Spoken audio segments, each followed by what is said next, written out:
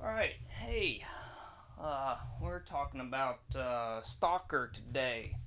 This is going to be a shorter film because I don't know what to say about it, honestly. 1979 Russian film by Andrei Tarkovsky. It's the only Tarkovsky film I've seen. I know he's quite famous, supposedly, for his philosophical and artsy movies, which this one definitely took the cake on that. I'm a big Stalker fan of the games. I've played the three-ish games that are out now. One kind of main one. So if you're a game fan, you know Stalker through the games. And then the sequel's coming out soon. I'm excited. But movie wise, and where that comes from, there was a poem written by a couple, I believe, in Australia. Why am I so obsessed with Australia? In Russia. Here we go. Time, place, location. In the late 70s, called Roadside Picnic, I believe. And I have not read it, so I have no clue what it entails, and I have no knowledge to speak there. But the movie was made I think like a year later, like 79, and I think the poem said 78. Um, Regardless, it was the poem was supposed to be very anti communism, I think, or something. I don't know. That's a topic to get into now. Is politics, right? But the movie centers around what the game also centers around, in that there is a exclusion zone, a zone of this kind of like radioactive thing due to the Chernobyl incident, and this stalker character is able to lead people through the zone properly without getting hurt or anything, and lead them to a wishing stone thing, object, monolith, whatever. In the game, it was a monolith kind of thing to grant whatever wish they desire. And that's what the whole movie is about. Is from start to finish, basically. This guy leading two people through the zone to reach this wishing place to grant their greatest desire.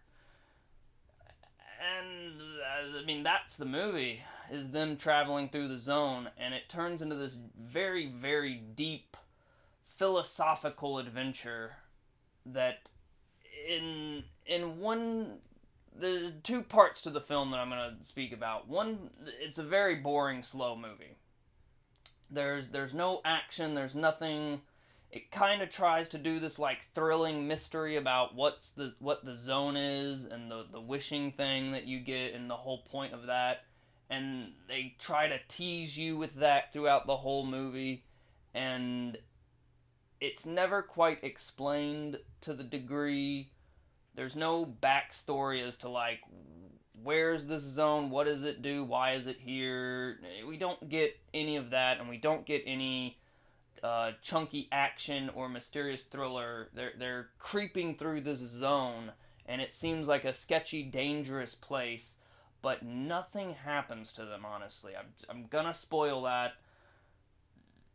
Don't sit on the edge of your seat for this one, because honestly nothing happens. It is actually so that's the bad part of the film, which so don't go into the film thinking it's going to be like the video games, like you're going to be running around with a little gun shooting up little mutated monsters, because that's no. Cut it right there. If that's where you want to go, no, stop. So now for those who have stayed and are more interested in the movie and the purpose, it is a heavy philosophical and a great art form, honestly. If you are a photographer or like artist of any kind, or just love great cinematography, go watch it right now. It is fabulous. Super interesting facts about it. It's like one of the few movies that I've seen that has some of the longest shots in it. Not long as in like, oh, we've got the single longest running shot. That's taken elsewhere. But on average, I think I saw on average that every shot was like 88 seconds. And then that's the average. I think they said the longest shot was over 4 minutes. Most of the shots are take place in the zone, and it's shown off as this beautiful landscape that's kind of like this desolate, I mean, yeah, radioactive. Imagine, I mean, it's Chernobyl basically, and they go through and there's destroyed tanks in one part, and they just sit on this scene of a field of like destroyed tanks and other scenes of just derelict buildings and factories and stuff, and they just sit there and the camera just sits there and zooms or pans around on the shot for minutes at a time, and it's stunning work. It's so cool to watch that stuff. Yet again, like another like a minor nature documentary thrown into this movie, and it's the whole philosophical point of the movie is what do you want what is your purpose in life, and what are you wishing for, and how can you make your life better. Everyone's trying to get to this wishing well thing in the center of the zone to grant their greatest desire. And what is their greatest desire, what makes them human and want to desire more, and why are they unhappy, all that jazz. We could dive into that for hours on end, a whole philosophical discussion. We're not going to even touch that because I'll be here for hours easily. But if you're into that, then definitely the movie is right up your alley. There's some good poetry in the movie as well, surprisingly. I am a terrible poet and not good at it, but I can admire it, I guess. There's some really good philosophical lines in the movie. I don't know if that's taken from the poems and the books, but definitely gets you thinking. It's some good written stuff.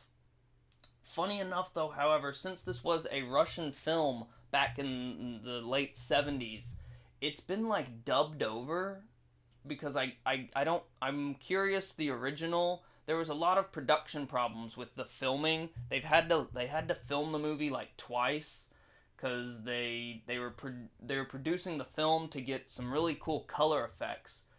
I'm jumping around a lot, so I'm gonna go back to these, but there was a lot of problems with filming. They lost a lot of film due to the way they were trying to color it and stuff, and they produced it wrong. And they were this side blamed that side. Russia in the 70s, right? Let's not go there. But it was like redubbed over. You can tell because, and so I'm curious if the audio was like some of the audio seems to work. I wonder if the whole movie was dubbed, like every sound effect. Some sound effects sound massively dubbed and made for the movie. Others actually do sound real, and then the voices were clearly dubbed. And so I'm curious if it was just very thick Russian and it didn't sound good. There's obviously subtitles for English because I don't speak Russian. But I'm kind of curious as to what happened there, if it was just lost over time. I saw that some film footage was lost in a fire, and some was lost in production of the film because they're doing these really cool color effects. Half of the movie, it kind of flips back and forth. There's this nice yellow haze tint over the whole scene, and they wanted it that way. It was not an accident, and it so cool. Some of the shots with that is so cool. It's honestly like a one of those old timey photos, like one of those Wild West photos where it has that orange tingy yellow to it. And honestly, throughout the movie when they have those shots and they just sit there and stare, and it's like the actors are still for like a solid minute, and it looks like just half the movie's honestly just photo snapshots just shown off for a few minutes. Absolutely beautiful stuff if you love art. And then it does switch to color later, and it kind of switches back and forth here and there, but the color, they whatever they did to it, they vivify the greens are very vivid, very very bright. If you have a nice high quality TV like me, stunning stuff. Like I said, there's a nice field of tanks, of like destroyed, rotten, rusty tanks, and it's all overgrown with grass, and it's just this vibrant green prairie land full of tanks. The shots are fabulous, and it's cool to see a good movie with some good cinematography, because I feel like I haven't watched one in a while. Hollywood has downshot in that, and it's all about action and story now. This movie didn't have a lot of story, but the cinematography and art shots and philosophicalness is great. It drags a bit, like I said, and whatnot, but overall, a very, very unique artistic experience. If you're into artistic experience, this movie's right up your alley. If you're into if you're thinking more of the video games and some action, mutated monsters and radioactive zone and stuff, not at all. Not in the slightest. But it's got some cool shots that are definitely post-apocalyptic esque, or Chernobyl Fallout esque. And fun fact, apparently they did film in some very sketchy zones that ended up giving a lot of the cast and people cancer and stuff, supposedly, and they actually died from that and whatnot a few years later, but they did not live a long, prosperous life due to so. The director and the main actor, I believe, were a lot of the cast and crew. There's a lot of allergic reactions to things in the movie because they filmed in some sketchy locations, which is wild, Like, geez Louise, to think that. It kind of like ups the movie to be like, wow, it's so real. It increases that artistic form there. But overall, I mean, the story, I wish it was a little more oomphy. Definitely when I've played all the games and I was expecting to see a few things from the games in there. Like there's these anomalies that occur in the game because of the radioaction zone, and they tease that in the movie that like the zone is this ever changing, scary place, but it never happens in the movie. And you're just like, dang, I've played the games, I know what he's talking about. And like I said, I haven't read the original poem. It's called Roadside Picnic, and I'm curious as to what that holds detail wise. But the movie really descends into a deep dive into philosophical meaning of life and want and desire. So if that's up your alley, check it out. If you like art and stuff, check it out. But if you're expecting a nice chunky what would you call it? Not post-apocalyptic, but just Fallout Chernobyl accident movie of mutation and stuff. Nah, not it. If I had to rate it, I mean, gosh, dude, the cinematography and stuff and shots are fabulous. Tarkovsky has won me over with that. My goodness. I'm curious to go see a few of his other films now. I'd have to give it a 4 out of 5. Honestly, I wish the story was a little better constructed and stuff, but there was problems supposedly with some of the movie being destroyed partway through filming and stuff, so they might have lost a few things here and there. There's scenes that kind of like cut and then it shows another scene and then it just cuts and it's just like, what the hell just happened for 3 minutes in this like middle scene? And you can clearly tell that was like, oh, we were able to recover this footage, but the rest was useless. We have to throw it in there somewhere. It's beautiful.